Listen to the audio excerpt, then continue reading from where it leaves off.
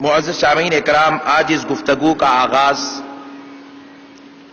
حضور سیدنا غوث الورا رضی اللہ تعالی عنہ کے ایک مبارک قول سے کرنے کی سعادت حاصل کرتے ہیں۔ حضرت غوث پاک رضی اللہ تعالی عنہ سے کسی نے پوچھا کہ بندے اور خدا کا تعلق کیسا ہونا چاہیے؟ تو غوث پاک رضی اللہ تعالی عنہ ارشاد فرماتے ہیں، بندہ خدا سے اتنی حیا تو کم سے کم کرنی چاہیے جتنی حیا وہ غیروں کے سامنے اپنا جسم دکھانے میں کرتا ہے۔ یعنی کہ جس طرح بندہ اپنے جسم کو لوگوں کے سامنے ظاہر کرنے پر شرم محسوس کرتا ہے،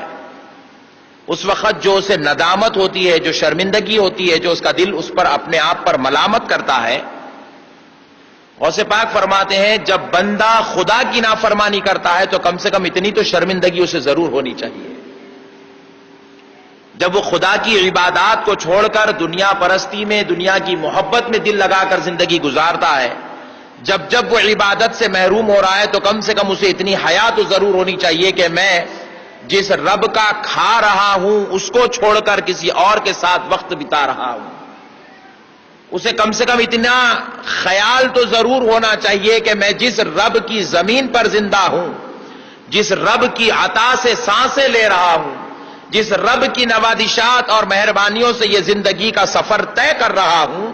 میں اس رب کی عبادات، اس کی بارگاہ کی سجدہ ریزیاں، اس کی بارگاہ کے تقوی اور مجاہدے کے راستوں کو چھوڑ کر میں کسی اور غیر کی محبت میں زندگی گزار رہا ہوں۔ کم سے کم بندے کو اتنی حیا تو ضرور ہونی چاہیے۔ یہ بندگی اور خدائی کا تعلق ہے۔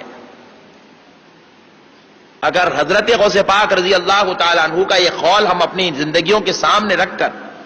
اس کو تھرمامیٹر بنا کر ہم اپنا محاسبہ لیں تو میں سمجھتا ہوں کہ ہمارے اندر شاید آج یہ حیا کا پہلو بھی ختم ہو گیا، اور حضرت سیدنا خواجہ غریب نواز رضی اللہ تعالی عنہ سے پوچھا گیا کہ بندہ خدا سے کیسے خوف کرے، خدا سے کس طرح ڈرے؟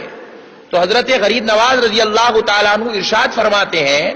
کہ بندہ خدا سے اتنا تو ضرور ڈرنا چاہیے جتنا ایک موذی جانور کو دیکھنے کے بعد اس میں ڈر اور ہیبت پیدا ہوتی ہے، جتنا اس میں خوف پیدا ہوتا ہے، کہ اس کا یہ خوف موذی جانور سے اس لیے ہوتا ہے کہ اگر وہ موذی جانور اسے ڈس لے یا اسے کاٹ دے یا اس پر حملہ کر دے تو آنن فانن اس کی زندگی ختم ہو جاتی ہے۔ تو جس طرح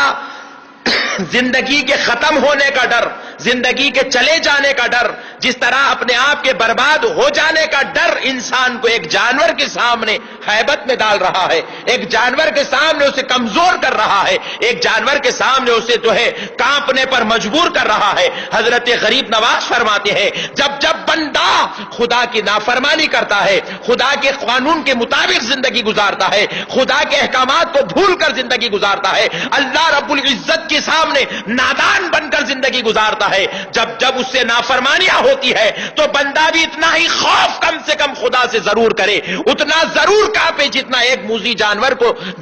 خیال سے کانپ رہا تھا۔ ایک موذی جانور کی وجہ